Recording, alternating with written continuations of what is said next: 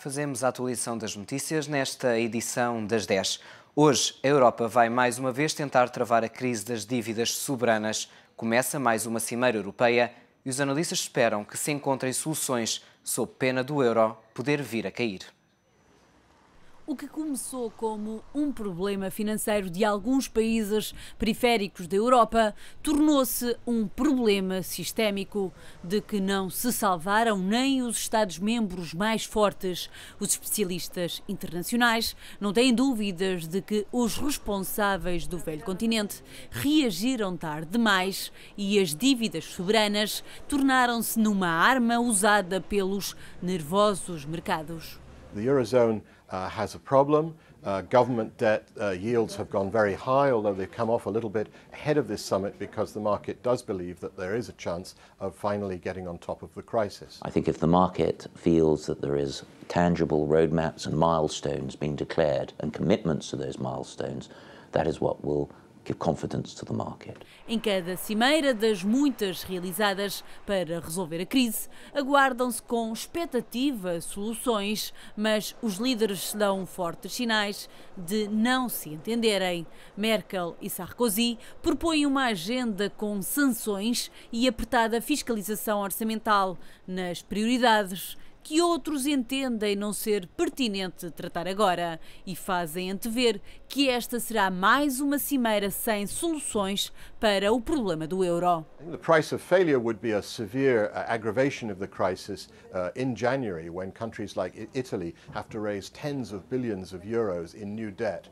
And who's going to buy those bonds if there's a sense that the European Union is disunited and unable to come to a resolution of this crisis? Uma crise que teve os primeiros sinais na Grécia e agudizou ao longo de quase 2 anos. Algumas vozes dizem que para acabar com o mal há que cortá-lo pela raiz. E há quem já diga que estamos cada vez mais perto do fim da moeda única.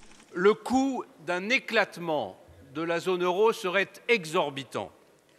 Certains le chiffrent à près de 25% du produit intérieur brut pour les économies les plus fortes et à environ 50% dans les pays dont l'économie est plus faible. Le continent européen serait en réalité ruiné. O velho continente que resistiu a guerras e dificuldades económicas pode estar prestes a cair rendido frente a uma crise das dívidas soberanas se os líderes europeus não derem sinais fortes de que querem salvar a moeda única. E uma das principais questões que está a dividir os líderes europeus é a revisão do Tratado de Lisboa. De forma rápida ou mais aprofundada, eis a questão. Merkel e Sarkozy querem rever o Tratado de Lisboa em apenas 3 meses, com ou sem os 27 Estados-membros. Notre préférence va vers un traité à 27 pour que personne ne se sente exclu de la démarche franco-allemande, mais nous sommes tout à fait prêts à passer par un traité à 17 ouvert à tous les États qui voudraient nous rejoindre. O objetivo do eixo franco-alemão é poder introduzir alterações sem que o novo documento precise de ser ratificado pelos parlamentos nacionais ou ser submetido a referendo. Um processo que seria complexo e demorado e estaria sujeito a impasses, tal como aconteceu com o Tratado de Lisboa. Merkel não desiste de castigar os países incumpridores e, se em tempos Sarkozy vacilou, agora está firme ao lado da chanceler. Ambos querem sanções imediatas aos países que tiverem um déficit superior a 3%, a introdução deste limite nas respectivas leis nacionais e um maior controlo sobre os orçamentos dos Estados-membros. Eurobonds é a palavra proibida para Merkel e Sarkozy, mas está a dar luta em Bruxelas. Numa carta conjunta enviada aos 27, Rompuy e Barroso sugerem a emissão comum de dívida, mas apenas numa perspectiva de longo prazo. O relatório fala ainda da necessidade de aumentar a capacidade do Mecanismo Europeu de Estabilidade para 500 mil milhões, ou seja, não deduzir as verbas já utilizadas pelos países e reforçar as garantias. Rompuy quer que o futuro mecanismo tenha um estatuto equiparado ao de um banco, para que possa ter acesso ao financiamento do Banco Central Europeu. Quanto à revisão do Tratado de Lisboa, ambos consideram que basta fazer pequenas alterações. Uma revisão mais aprofundada podia dar mais mais poderes ao BCE, sobretudo para comprar dívida soberana. Uma ideia inicialmente aceita por França, mas mal recebida por Berlim. O Tratado de Lisboa que Merkel e Sarkozy pretendem alterar está em vigor há 4 anos. Já na altura, impunha-se uma mudança do documento regulador da União Europeia por causa dos desafios económicos na Europa. Em 2007, consideraram os responsáveis europeus que era urgente alterar o tratado então em vigor, porque, entretanto, tinha a União Europeia evoluído desde já pelo número de Estados-membros mais que quadriplicou, dos 6 países fundadores para 27. E porque os desafios económicos já nessa altura pediam respostas mais exigentes. O Tratado de Lisboa prometia resolver os problemas da recessão global, melhorar o funcionamento da União Europeia, tornando-a mais democrática, eficiente e transparente. Comprova-se agora que a Europa falhou. Hoje, as razões para Angela Merkel e Nicolas Sarkozy quererem alterar o documento mudaram. A sobrevivência económica dos Estados-membros assim o exige, dizem. Das 300 páginas do Tratado de Lisboa, que pode vir a ser alterado, há 4 regras que merecem atenção. A regra de cálculo da maioria qualificada, que para passar uma proposta tem de ter o voto a favor dos membros, cuja soma da população represente 65% do total da União Europeia. Também a regra da unanimidade, que limita o direito de veto em mais de 30 áreas, a cooperação reforçada e a cláusula de saída da União Europeia, que possibilita pela primeira vez a saída voluntária de Estados-membros. Podem ser pontos a ser alterados a pedido da Alemanha e da França, que querem incluir maior rigor e exigência na Europa, com sanções automáticas para países incumpridores dos limites do déficit. E já avisaram Merkel e Sarkozy que, se houver impasses, eles estão dispostos a avançar sozinhos em prol da salvação do euro. E para além da Cimeira Europeia, hoje é também dia da reunião de política monetária do BCE. Alterações ao atual regime de colaterais ou mesmo a descida das taxas de juro são algumas das medidas que poderão sair do encontro desta quinta-feira. O Banco Central Europeu reúne nesta quinta-feira. As expectativas são muitas.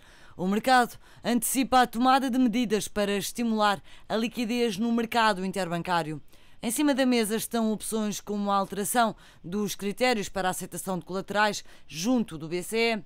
Desta forma, as instituições têm o acesso ao funding facilitado e aumenta a circulação de crédito no mercado. Fontes oficiais avançaram à Bloomberg que a hipótese de uma descida das taxas de juros tem sido também um dos temas em discussão. Neste momento, o Banco Central Europeu está focado em assegurar o regresso ao funcionamento do mercado monetário interbancário.